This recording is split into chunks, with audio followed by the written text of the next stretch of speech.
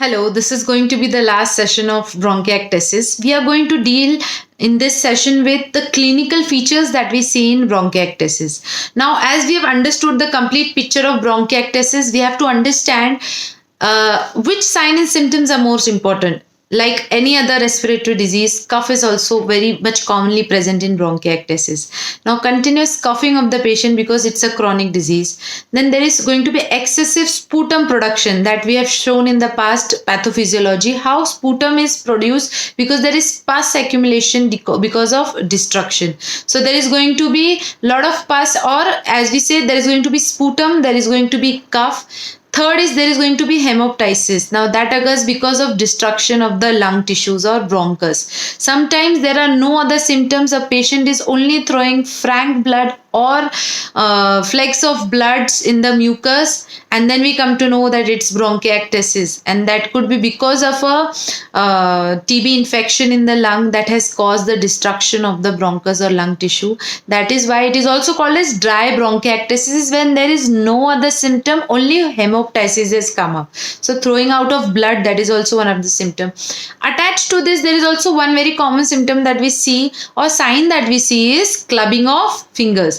Now, clubbing of fingers means there is it is seen in a lot of obstructive lung disease. So cough, sputum, hemoptysis, clubbing of nails, and sorry, it was nails and not fingers, clubbing of nails. And now associated with this major clinical feature, the patient is going to have fever, malaise, there is going to be weakness, the children are not able to thrive very properly, then there is going to be weight reduction, and there is going to be a lot of weakness in a person as a general.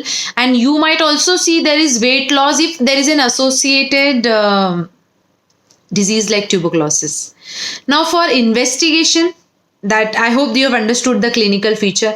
Now for findings or investigations, primarily we have to go for a culture examination, and the pathogens that we can very easily find is Mycobacterium tuberculosis. Then there is one fungi which is very common, I have already mentioned in etiology also, that is Aspergillus. And another thing is Pseudomonas A, which is also very commonly seen in bronchiectasis. So you can send for the sputum for the culture and you can find it out. Then there is chest X-ray or HRCT to see what is the how the lung is. Majorly, it's more thickened than the normal chest X-ray. Now to find the assessment of the ciliary disease, if there is a ciliary movement going on in the body, what is actually done, I'll tell you. It's the method is normally it's a very common method. You take a pellet of saccharine, you put it in the nose, in the one nostril, and normally the time for a normal ciliary process that occurs is, it should be less than 20 minutes to reach to the pharynx.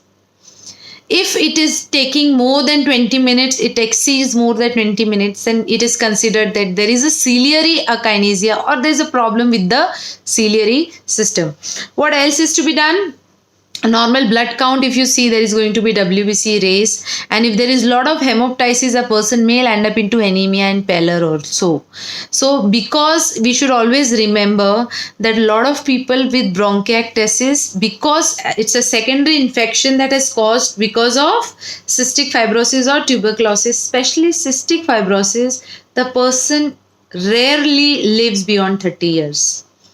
That is why this is such a deadly disease, that the prognosis is bad in cystic fibrosis, because there is genetic problem in the patient, and most of the time the children do not even go past 30 years. And if there is tuberculosis and there is damage, a proper medicine is to be taken.